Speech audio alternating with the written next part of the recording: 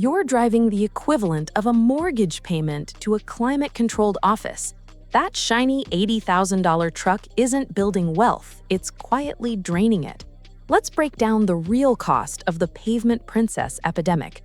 If you're ready to stop financing an image and start building wealth, hit subscribe and turn on notifications. Let's run the numbers. Section 1. The Cowboy Cosplay Phenomenon. Picture this. You're idling at a Starbucks drive-thru in a pristine, lifted Ford F-250 Platinum Edition. Leather seats, tech-packed dashboard, you feel unstoppable. But the bed has hauled mulch, a stroller, and bottled water. You work in IT or sales, not construction, yet you're driving a machine built to tow 20,000 pounds. This is the Pavement Princess problem, buying a truck for lifestyle, not utility. Average pickup prices now run $65,000 to $75,000, with luxury trims topping $80,000. The median household income in the US is about $74,580. Millions are financing vehicles that cost more than they earn in a year. That's not success, it's financial strain. Section 2. The true cost of ownership, the bleed. Dealers sell you on the monthly payment of $1,100 stretched over 7 years, but the payment is just the start. The fuel tax. Big trucks are heavy. They have the aerodynamics of a brick wall. Even with modern engines, you're lucky to get 17 to 20 mpg in city driving. Compare that to a standard sedan or hybrid SUV getting 30 to 40 mpg. If you drive 15,000 miles a year at $3.50 per gallon, truck is $3,100 per year in gas. Sedan is $1,400 per year in gas. That's a $1,700 annual ego tax just on fuel, about $142 a month burned at the pump. The tire trap. Have you priced tires for a 20-inch truck rim lately? A set of quality all-terrain tires runs $1,600 to $2,000. A set of tires for a Camry runs $600. You'll replace tires every 40,000 miles. Over the life of the loan, you're spending thousands more just to keep the rubber on the road. Insurance premiums. You're not insuring a commuter car. You're insuring a $90,000 luxury asset that weighs 6,000 pounds.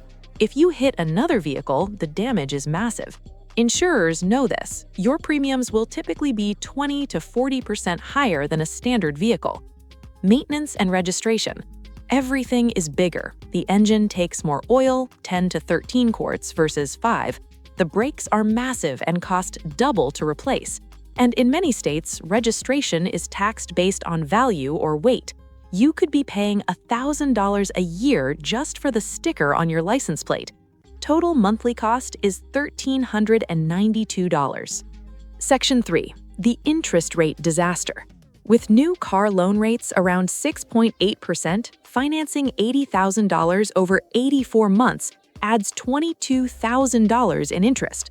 By the time you pay off the truck in 7 years, it will have depreciated to maybe $35,000. You paid $102,000, principal plus interest, to own an asset worth $35,000. That's a $67,000 loss. If you did this in a business setting, it would be considered poor financial decision-making, yet we do it in our personal lives and call it success. If this breakdown makes you rethink that dealership visit, hit like. It helps more people escape the debt trap. Section 4. The opportunity cost. The million-dollar mistake. This is where it hurts. The problem isn't just the money you spent, it's the money you didn't invest. Let's compare Scenario A, the truck, versus Scenario B, the smart choice. Scenario A, you pay $1,392 monthly total cost for the truck. Scenario B, you buy a reliable used sedan or crossover. Your total cost, payment, gas, insurance, is $600 a month. The difference, you save $792 per month. If you invested that $792 every month in an S&P 500 index fund averaging 8% returns, in 10 years, you'd have $145,000. In 20 years, $465,000. In 30 years, $1.2 million. That truck didn't cost you $80,000. It costs you $1.2 million in future retirement wealth. Section 5. The just-in-case fallacy. So why do we do it? Why do rational people make this irrational decision? It's the just-in-case psychology. What if I need to tow a boat? You don't own a boat. What if I need to help a friend move? You can rent a U-Haul for $29.95. What if I need to go off-roading? You live in the suburbs. You buy for the 1% use case and ignore the 99% reality.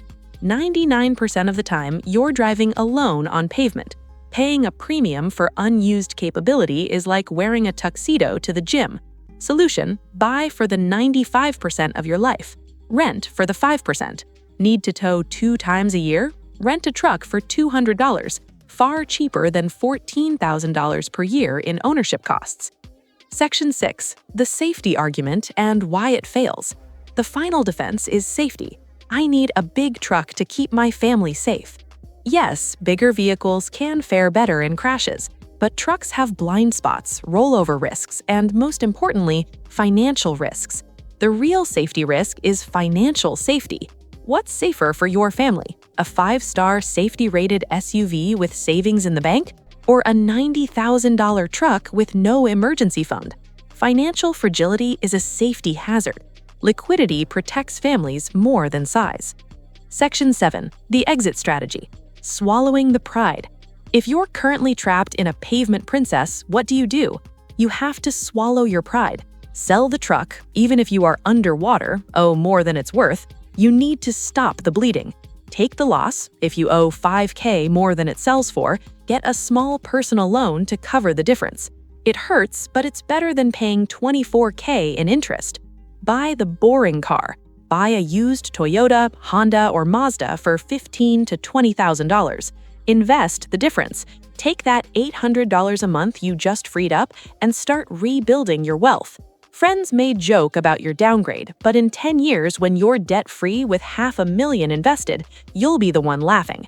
The auto industry has brainwashed us into thinking big truck equals success.